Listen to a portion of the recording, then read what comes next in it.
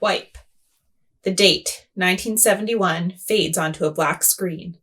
Exterior, Lake Jevatur, grainy 1970s 8mm overlay. Last one into the lake is a rotten peach. A horde of children dash into Lake Jevatur, laughing and screaming. Tommy, a camp counselor, runs after them. With each stride, we hear a squish sound emanating from somewhere in his midsection. Hey, some of you don't have your boat shoes on. Eat a dick, Tommy. Who said that? Learn to wipe wet butt. That's it. No dessert for any of you tonight. Henry walks into the area. He's African American and a fellow counselor.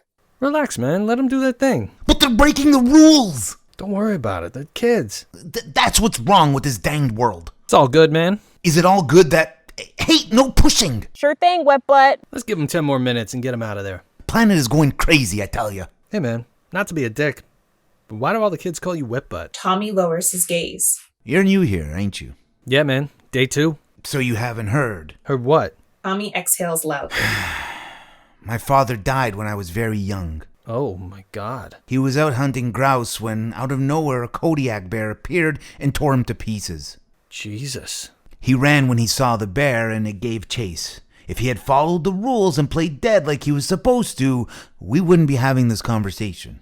It's common knowledge that a bear won't eat a man who appears dead. I was just a baby at the time. To be honest, I don't have a single memory of my old man. All I've got is the picture of him next to my bunk that my mother left me. Henry puts his hand on Tommy's shoulder. I've never met a man who grew up without a father. Tommy fights back the tears. I appreciate it. Thanks.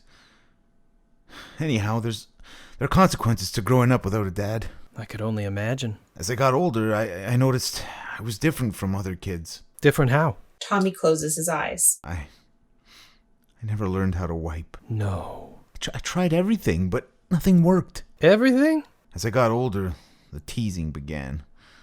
I was bullied, called names. Wet butt. Exactly. I've since come to grips with my condition, but certain scars refuse to heal. The kids organize their taunting. Wet butt, wet butt, wet butt. Henry walks angrily towards the lake.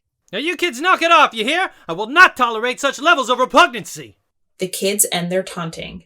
Henry walks back to Tommy. Hey, man. Thanks. Ain't nobody gonna make fun of a disability while I'm around. Tommy releases a tiny sob of joy.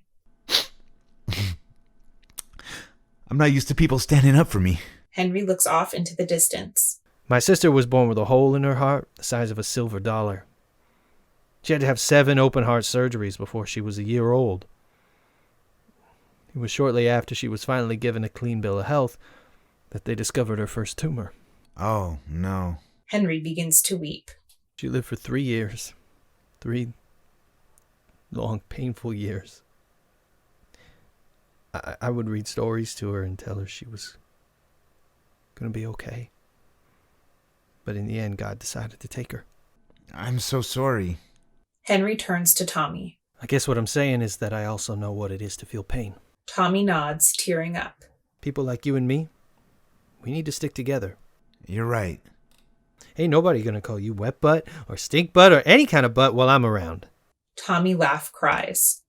I don't know what to say. Let's say we get these kids dry. Put some food in their little bellies. Okay. The two friends run towards the lake, Tommy making his squishes. Exterior, Camp Jevatur, night. All is quiet and the lights in the cabins have been turned off.